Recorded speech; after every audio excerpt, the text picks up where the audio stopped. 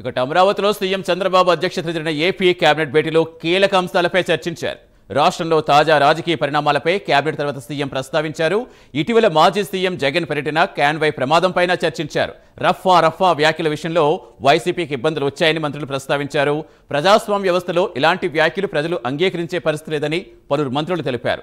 రఫా వంటి వ్యాఖ్యలు జగన్ సమర్థించడం బాగా నష్టం కలిగించిందన్నారు.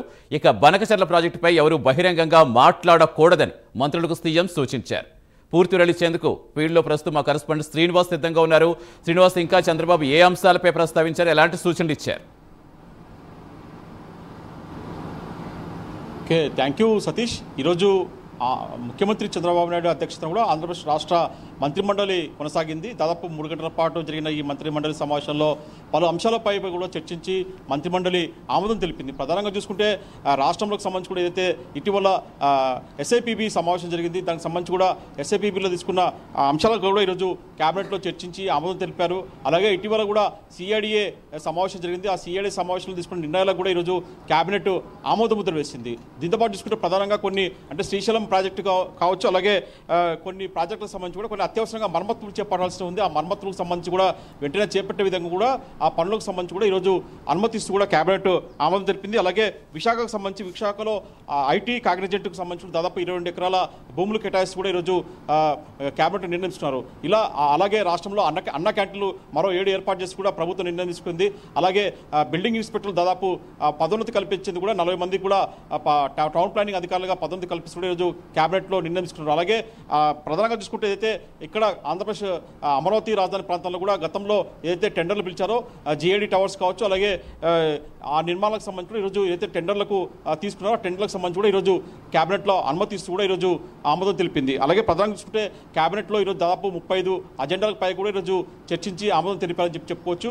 ప్రధానంగా చూసుకుంటే ఈ క్యాబినెట్ భేటీ తర్వాత కూడా కొన్ని తాజా రాజకీయ అంశాలపైన కూడా ఈరోజు సీఎం చంద్రబాబు నాయుడు మంత్రులు కూడా చర్చించారు. ప్రధానంగా చూసుకుంటే ఏదైతే ఇటీవల వైసీపీ అధినేత జగన్మోహన్ రెడ్డి రప్ప అంటూ ఆయన ఒక మీడియా సమావేశంలో చెప్పడం జరిగిందో దానివల్ల కావచ్చు, అలాగే ఇటీవల వైఎస్ జగన్మోహన్ రెడ్డి పల్నాడు ప్రాంతంలో పర్యటన నేపథ్యంలో అక్కడ అతని కాన్వాయ్ కింద పడి ఒక వృద్ధుడు మృతి చెందడం పైన ఈ 2 గంటల పైన కూడా ఈరోజు మంత్రులు కొందరు సీఎం దృష్టికి తీసుకొచ్చారు. ఈ 2 అంశాలు కూడా వైసీపీకి ఇబ్బందికరంగా మారాయని చెప్పేసి కూడా మంత్రులు తమ అభిప్రాయాలను సీఎం దృష్టికి తీసుకొచ్చడం జరిగింది. అయితే ఇలాంటి రప్ప అనే మాటలు ప్రస్తుత ఈ సమాజంలో అలాంటి మాటలు సమర్థించడం మంచిది కాదని చెప్పేసి కూడా సీఎం చంద్రబాబు నాయుడు తన అభిప్రాయం వ్యక్తం చేశారు. అలాగే ఇతర కొన్ని అంశాలపైన కూడా ప్రధానంగా ఈరోజు చర్చించారు. ప్రధానంగా చూసుకుంటే అయితే స్వర్ణాంధ్రప్రదేశ్ అలాగే P4 ఈ రెండును కూడా అనుసంధానిస్తూ కూడా ఈరోజు క్యాబినెట్లో ముఖ్యమంత్రి వాళ్ళని ఒక నిర్ణయం తీసుకున్నారు. ఈ రెండును అనుసంధానిస్తూ కూడా ఒక కార్యక్రమం చేపట్టాలని చెప్పేసి కూడా ముఖ్యమంత్రి సూచించారు. దీనికి సంబంధించి కూడా జిల్లా స్థాయిలో చూసుకుంటే ఇన్ఛార్జ్ మంత్రి చైర్మన్గా, అలాగే జిల్లాకు సంబంధించి కూడా ఎంపీ వైస్ చైర్మన్గా ఉంటారు. అలాగే నియోజకవర్గ స్థాయిలో ఒక స్థానిక ఎమ్మెల్యే చైర్మన్గా ఉంటారని చెప్పేసి ఈ కార్యక్రమాన్ని పెద్ద ఎత్తున ప్రజలకు తీసుకుపోవాలా. ఖచ్చితంగా ఏదైతే పేదలు ఉన్నారో పేదల్ని ధనవంతులు సహాయం చేసే విధంగా ఈ కార్యక్రమాన్ని స్వర్ణాంధ్ర విజన్ 2047 అలాగే ఈ P4 విధానాన్ని 2 అనుసంధించి కార్యక్రమం చేపట్టాలని చెప్పేసి కూడా ముఖ్యమంత్రి మంత్రులకు సూచించారు. దీన్ని త్వరలో అమలు చేయాలని చెప్పేసి కూడా సూచించారు. అలాగే ప్రధానంగా చూసుకుంటే రాష్ట్రంలో రెవెన్యూకి సంబంధించిన అయితే ఎక్కువ అధిక శాతంగా కూడా రెవెన్యూ సమస్యలపైతో ప్రజలు ఇబ్బందులు పడుతున్నారు. వాటిని సాంకేతిక కారణాలు ఇతర కారణాలతో కూడా జాప్యం చేస్తే సహించేది లేదని ఖచ్చితంగా ఈ రెవెన్యూ సమస్యలపైన తాను గట్టిగా మాట్లాడుతాను, ప్రతిసారి కూడా దీనిపైన కూడా సమాధానం తీసుకుంటానని చెప్పేసి కూడా అతను రెవెన్యూ శాఖ మంత్రిని అలాగే రెవెన్యూ శాఖ అధికారులను ఉద్దేశించి కూడా సీఎం చెప్పడం జరిగింది. అలాగే ఏడాది పాలనపై కూడా ఏదైతే నిన్న జరిగిందో సుపరిపాలన తొలడుగని కార్యక్రమం ఏదైతే జరిగిందో జూన్ 21న కూటమి ప్రభుత్వం ఏర్పడి ఏడాది కావచ్చున నియోజకవర్గ స్థాయిలో జిల్లా స్థాయిలో కూడా ఇలాంటి సమావేశాలు నిర్వహించాలని చెప్పేసి కూడా సీఎం చంద్రబాబు నాయుడు మంత్రులకు ఆదేశించారు. అంటే జిల్లా స్థాయిలో మంత్రి ఇన్ఛార్జ్ మంత్రి సమన్వయం చేసుకుంటూ కూడా అక్కడ ఈ సుపరిపాలనలో తొలి అడుగు అనే కార్యక్రమం చేపట్టాలని, అలాగే నియోజకవర్గ స్థాయిలో కూడా చేపట్టాలని చెప్పేసి కూడా మంత్రులకు సీఎం సూచించారు.